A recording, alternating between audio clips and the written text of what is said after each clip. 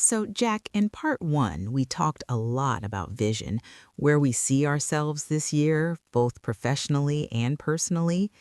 But now, let's be honest, having a vision is the easy part. Exactly. The hard part is sticking to that vision when real life starts happening. Yes, motivation feels strong at the beginning. You feel excited, hopeful, and ready to change everything. But that feeling doesn't stay forever. And when motivation disappears, many people think something is wrong with them. But nothing is wrong. Motivation is an emotion, and emotions go up and down. That's why I've learned something important. We shouldn't depend on motivation alone. I agree. Discipline and habits are much more reliable than motivation. Exactly. Motivation says, I feel like doing this. Discipline says, I will do this, even if I don't feel like it. That sounds serious, but discipline doesn't mean being strict or harsh with yourself. Right. It means creating simple systems that help you show up consistently. Let's explain this to our listeners with an example. Many people say, I want to improve my English. Yes, but that sentence is too general. It doesn't tell you what to do tomorrow. A system would be something like, every day after dinner, I will practice English for 15 minutes. Exactly. Small, clear, and realistic. And that's the key word, realistic. Many people fail because they set goals that are too big. Like saying, I will study English for 2 hours every day. That sounds impressive, but after a long day, 2 hours feels impossible. Then they skip one day, then another, and soon they quit completely. That's why starting small is not weak, it's smart. If you can study for 15 minutes every day, that's over 90 hours in a year. Wow, when you say it like that, it sounds powerful. Small daily actions create big results over time. Another problem people face is waiting for the perfect time. Yes, they say, I'll start when I have more time, or I'll start when I feel ready. But the perfect time rarely comes. And the truth is, you don't become ready first. You become ready by starting. That's an important lesson. Confidence grows through action, not thinking. Exactly. The first step is always uncomfortable. Let's talk about difficult days because they are guaranteed. Yes, no matter how motivated you are, some days will be bad. You might feel tired, stressed, sick, or emotionally low. And on those days, your brain will say, skip today. You can start again tomorrow. Sometimes that's okay. Rest is important. But the danger is skipping too often. That's where one simple rule helps a lot, the never miss twice rule. I love that rule. Can you explain it? Sure, the rule is simple. Missing one day is okay. Missing 2 days in a row is not. So if you skip your English practice on Monday, that's fine. But on Tuesday, you must show up, even if it's just for 5 minutes. This rule keeps the habit alive. It also removes guilt. You don't punish yourself for one bad day. Guilt is a motivation killer. Yes, many people are very kind to others, but very harsh with themselves. They talk to themselves in a way they would never talk to a friend. This year, I see myself practicing self-compassion. That's powerful. Being disciplined doesn't mean being cruel. Exactly. You can be committed and kind at the same time. Another thing that helps motivation is environment. Environment? You mean surroundings? Yes, your environment strongly influences your behavior. Can you give an example? Sure, if you want to practice English but your phone is always next to you, notifications will distract you. So changing the environment could mean putting your phone in another room. Exactly. Make good habits easy and bad habits difficult. That's smart. You don't rely on willpower all the time.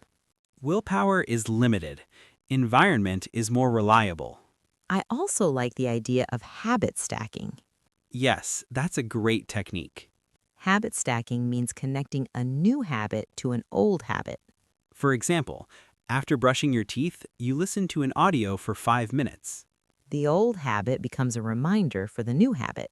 This makes consistency easier. Another challenge people face is comparing themselves to others. Comparison is dangerous, especially online.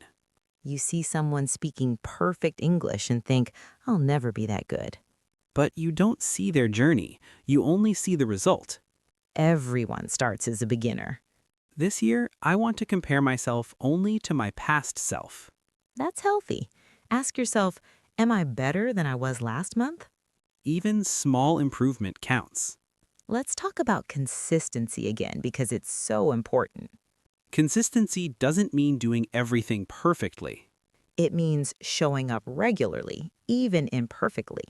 Yes, a short practice done consistently is better than long practice done rarely. That's especially true for language learning. Language is a skill. Skills improve with regular use. Not with thinking about them. Exactly. You don't learn to swim by watching videos only, You have to get into the water. even if you feel awkward at first. Awkwardness is part of growth. This year, I see myself accepting awkward moments. Me too. Making mistakes, correcting them, and moving forward. Another thing that helps motivation is tracking progress. Yes. When you can see progress, you feel encouraged. It can be very simple, a checklist, a calendar, a notebook. Crossing off a completed day feels satisfying. That small sense of achievement releases positive energy. And that energy pushes you to continue. Celebrating small wins is important. Many people wait for big success to feel proud. But big success is built from small wins. If you practiced English 3 days in a row, that's a win. If you spoke English even when you felt nervous, that's a win. Recognizing these moments builds confidence. So, Jack, in this part, we talked about vision, goals, habits, motivation, discipline, and consistency. But now I want to go a little deeper. I know what you mean, because even with good habits and clear goals, some people still struggle. Exactly. And the reason is often mindset, not surface level mindset, but identity level mindset. That's an interesting phrase, identity level mindset. Can you explain it simply for our listeners? Of course, identity level mindset means how you see yourself as a person, not what you want to do, but who you believe you are. Ah, so it's the difference between saying, I want to practice English and I am an English learner. Yes, and even better, I am the kind of person who practices English regularly. That small change is powerful. Very powerful, because when an action matches your identity, it feels natural. But when an action goes against your identity, it feels forced. Exactly. If you believe I'm bad at languages, then practicing English feels heavy and frustrating. But if you believe I'm improving step by step, then practice feels meaningful. This year, I want to change the way I talk to myself. Self-talk shapes identity. Yes, many people say things like, I'm lazy or I never finish anything. And when you repeat those sentences, your brain starts believing them. This year, I see myself choosing better words.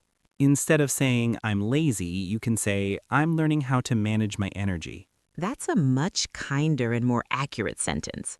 Kindness toward yourself creates long-term motivation. Let's talk about patience, because many people quit too early. Yes, people expect fast results. Especially with language learning. They practice for 2 weeks and expect fluency. Language doesn't work like that. No skill does. Progress is slow at first, and that's normal. The beginning is usually the hardest part. Because effort is high and results are low. But if you stay consistent, something changes. Yes, the effort feels easier and results become more visible. That's why patience is not passive, it's active. Active patience means continuing even when results are invisible. That's a strong mindset. Another thing I want to talk about is fear. Fear stops many people. Fear of making mistakes, fear of being judged, fear of looking foolish. But fear doesn't disappear before action. Action comes first, courage comes later.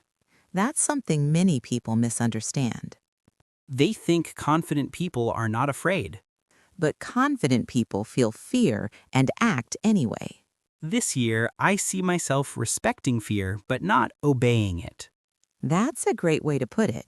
Fear can give information, but it shouldn't control decisions.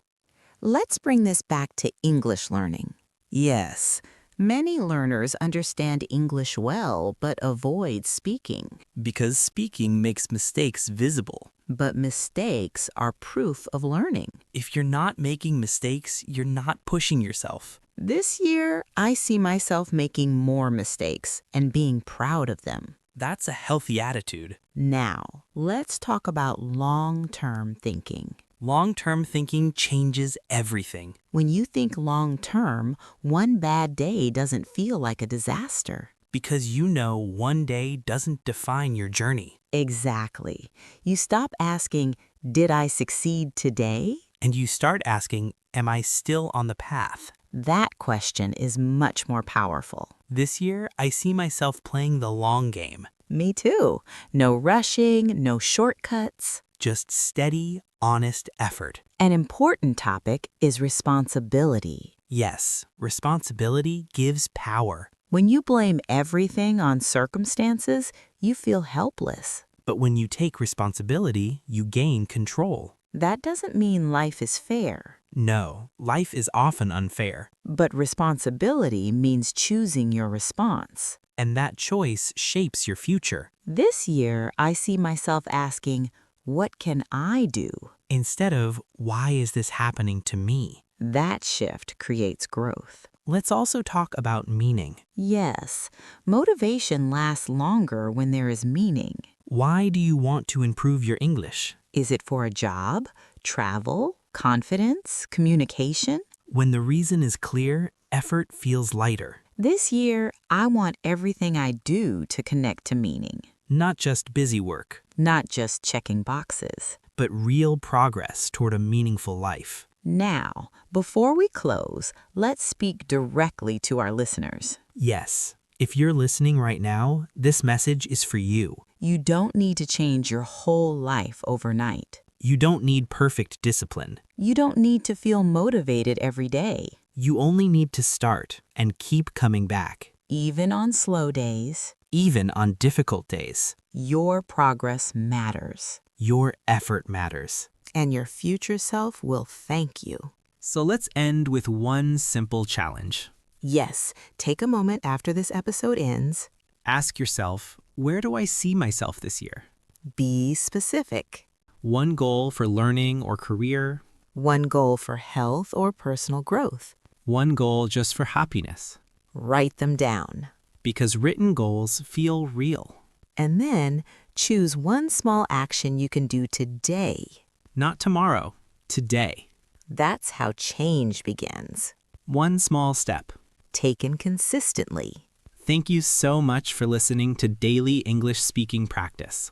We hope this conversation helped you not only practice English, But also think differently about your life and your goals. remember, progress is personal. And your journey is valid. Keep practicing. Keep believing. And we'll see you in the next episode. Take care, everyone. Bye.